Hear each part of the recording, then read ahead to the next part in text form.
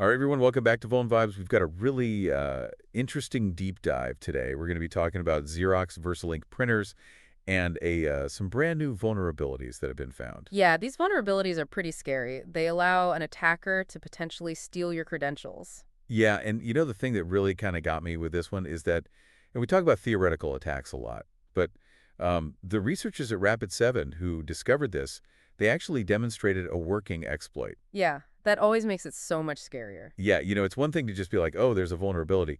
But when someone shows you, like, here's how I can use it to actually steal your stuff, that's when it gets real. And this particular attack is called a passback attack. Yeah, have you ever heard of a passback attack before? I mean, I've heard of passback attacks in, like, different contexts, like physical security and stuff, but never really thought about it in terms of a printer. Yeah, so in this case, the attacker basically manipulates the printer's configuration to redirect authentication requests to their own server. So, okay, hold on. I need to, like, wrap my head around this. So you're telling me that, like, my printer can be used as, like, a man-in-the-middle attack? Exactly. So like imagine you go to log into your company network on your computer, right? Right, You think you're sending your credentials to the right server, right. but what if your printer's been compromised? Okay. And it intercepts that request and sends it to the attacker's server instead. Whoa. That's essentially what's happening here. So, like, I'm typing in my password, my username, everything, and it's just going straight to the attacker. They're basically tricking the authentication process, like intercepting a letter and changing the delivery address. Man, that's scary. So, and we're not talking about, like, just logging into some, like, random website here. We're talking about credentials for, like, really important services, right? Right, yeah. We're talking about things like LDAP, SMB, and FTP. I got to be honest with you. LDAP and SMB, I'm not super familiar with those.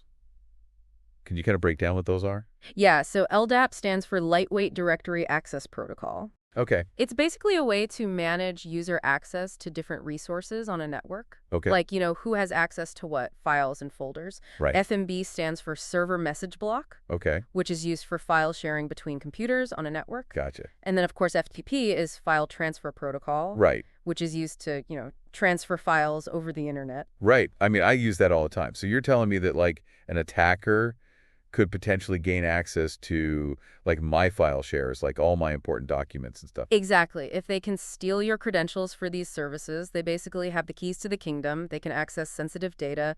They can potentially move laterally within a network and take control of other systems. So this isn't just about, like, one printer being compromised. This could be, like, a much bigger problem. Exactly. And, this kind of highlights, I think, a common weakness in a lot of organizations' security. They tend to focus on securing servers and workstations, but they often overlook these seemingly harmless devices like printers. Right. Yeah, because it's like, oh, it's just a printer. What's the worst that could happen?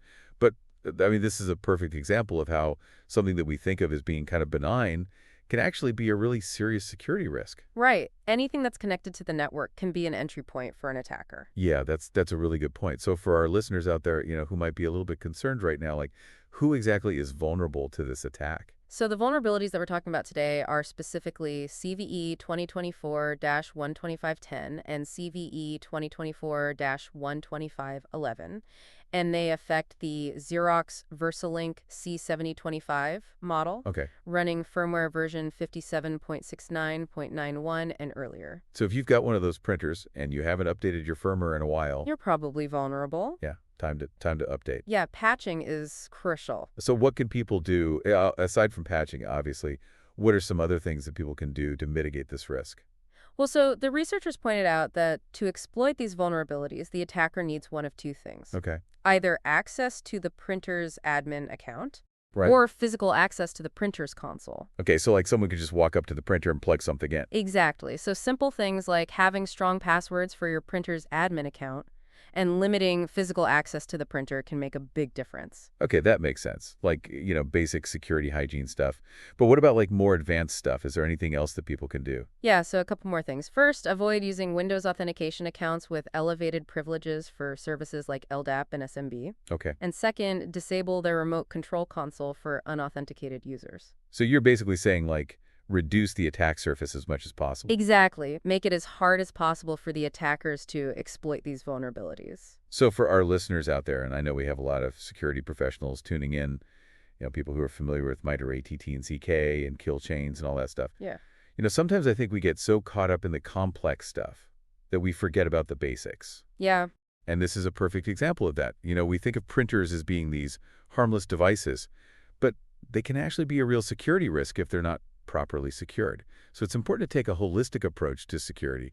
You need to consider every device on your network as a potential point of compromise, not just the servers and workstations. Yeah, and I think it's also important to remember that attackers are always looking for the path of least resistance. Right. So if they can find an easy way in through something like a printer, they're going to take it. Absolutely.